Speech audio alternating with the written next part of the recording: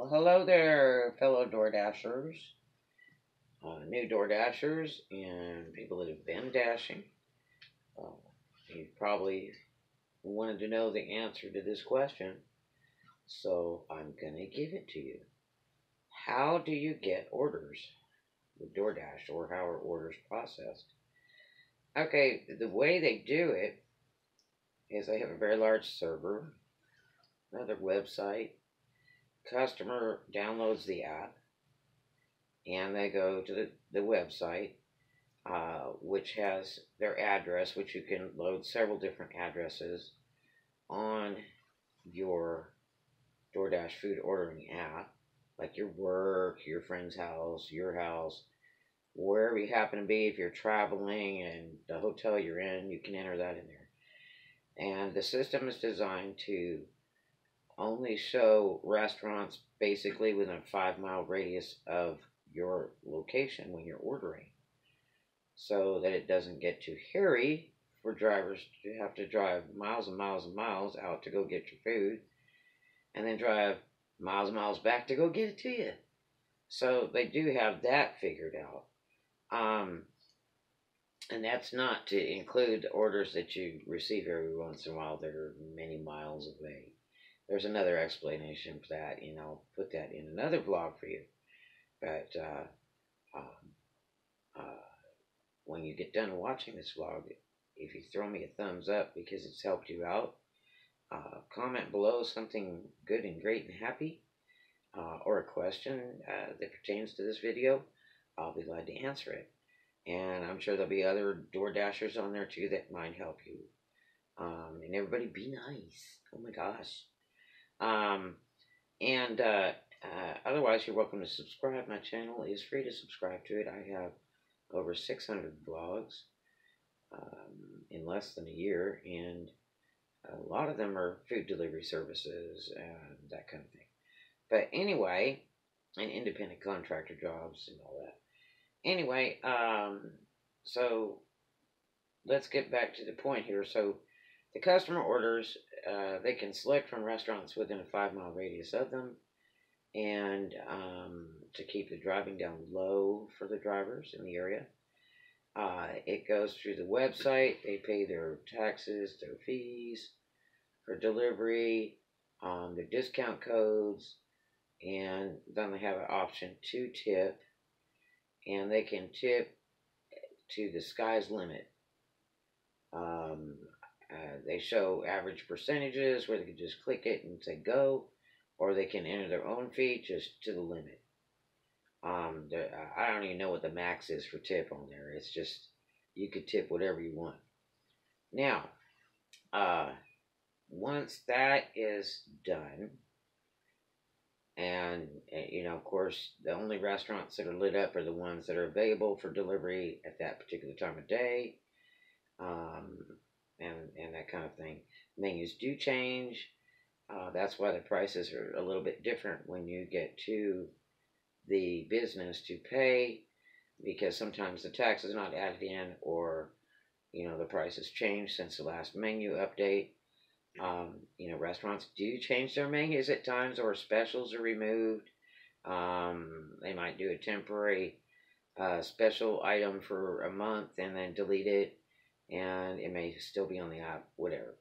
But anyway, so it's sent to the server, and then the computer processes it by drivers. Now, DoorDash is pretty big. It runs in 50 states plus Canada, and over 3,000 cities at this time, and is growing every day. They're trying to reach out and just get every city they can.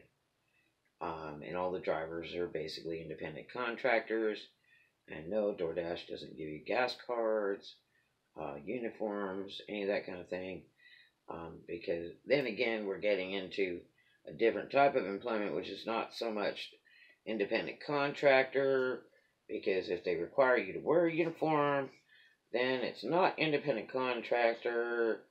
So there's a lot of other legalities there. But anyway, so the order goes through the server and is processed this way. Say there are 20 drivers at the so-called hotspot in Tucum City, Egypt, or something. Okay, and they're all kind of sitting around there in that hot spot that they call it, and that'll be on your driver app. It'll say hotspot. Okay, in some cities they have 3 hotspots, some have 2, some have only 1. And so when, say, a restaurant like Dunkin' Donuts or something uh, is for the order, well, this is how they do it. The way it's delivered to the driver is this way. Okay. Uh, First of all, they try to pick whoever's closest to the restaurant. That means if you're within miles, or you're right there, or you're in the restaurant. But bear in mind, being in a lot of these restaurants, they have a lot of metal in the buildings and all that, and the signal is just deleted.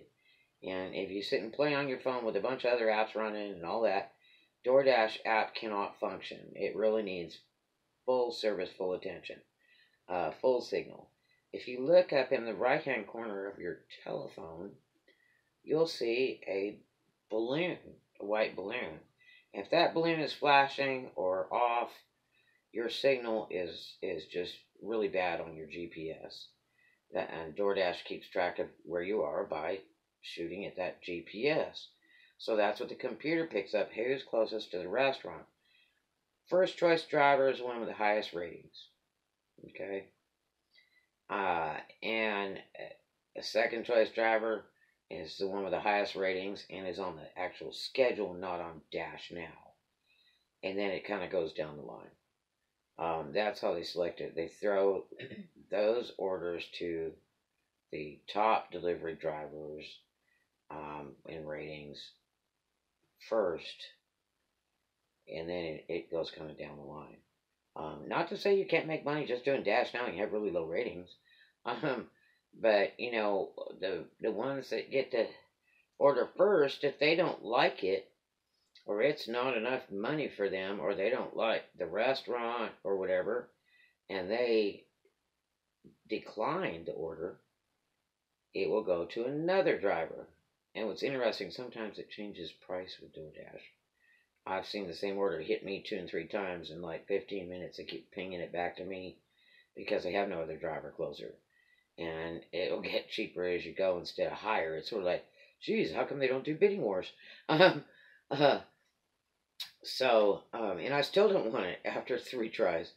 But anyway, so the order is then, if it's a signature restaurant, like the Wendy's and Chick-fil-A's and that kind of thing with DoorDash, where they pay, I think it's 30% to DoorDash of their sales for to go to be a signature restaurant.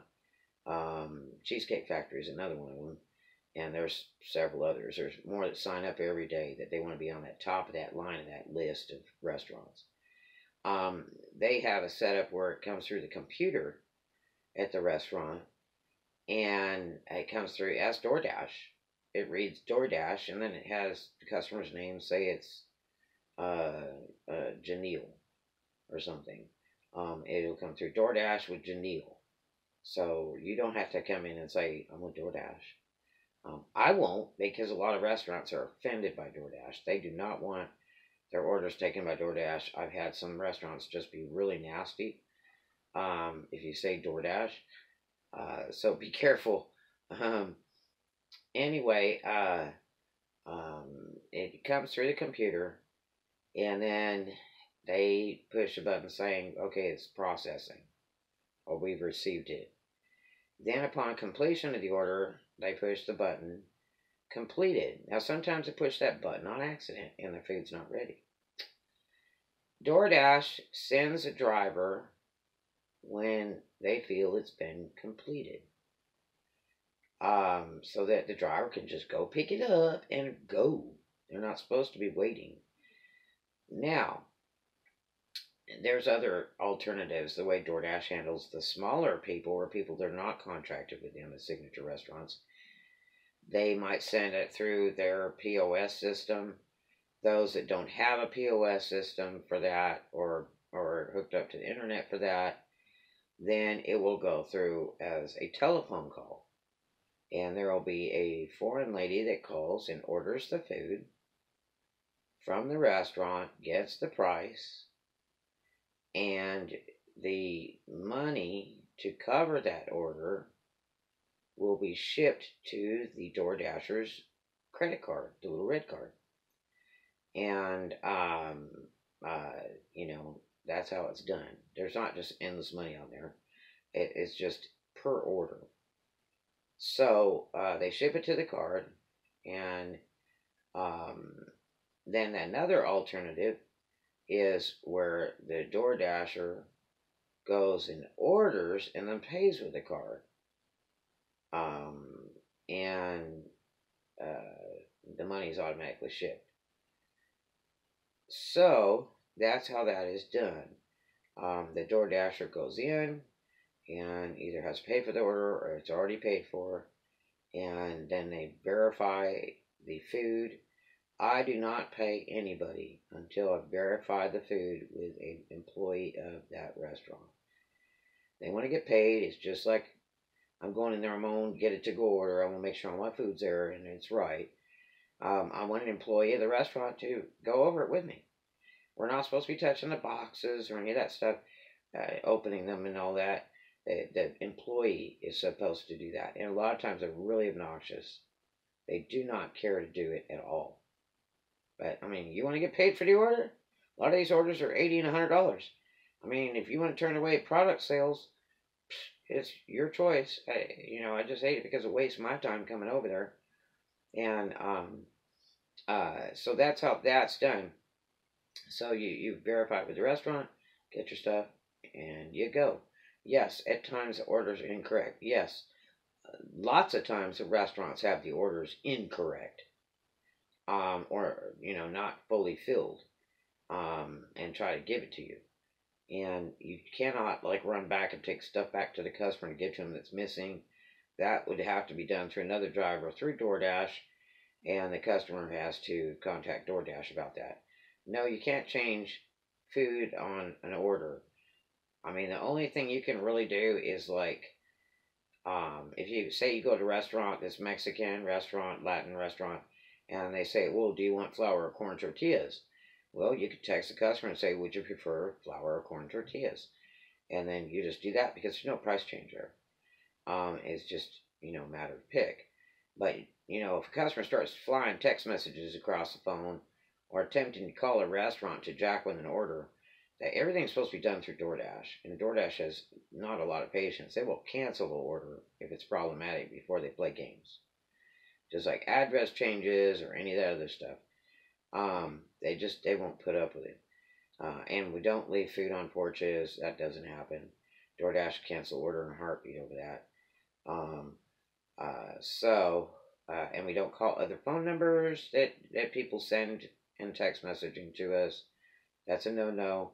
It has to be delivered to the person that's ordered on the app, and all the text messages from the driver need to go through the app, not anywhere else, and that's for your safety too. There are scammers out there, and they get a hold of your phone number, and it's nothing but a problem. And you don't want them to have your phone number if it's a problematic order. You want them to go back through DoorDash. That's who they're supposed to do it through. They ordered through DoorDash, you need to handle it with DoorDash. You, the driver, can't do a lot about it to solve any problem. There's nothing you can do. Even if you're missing an item and deliver it, there's just nothing you can do. And then usually right away, and no longer than 20 minutes, the masked number that they call you, that a customer could call you on, or you could call them on or text them on. I don't call customers, I just text them. I've got to drive. I'm not pulling off the road to be yip yapping. Texting is good enough for me. That's all the work I want to do. Customer doesn't respond, it's no problem. You just report it on your timer, on your app for DoorDash, and that order time's out 10 minutes. That party's over. Food goes to homeless. You can't find homeless, goes to you. And it's a done deal. Period. End of story. That's it. It's over with. If the customer cannot answer to the phone they provided on the app, then too bad. It takes 5 seconds to change your phone number on the app to order with. 5 seconds to change address. There's no excuse. So there it is.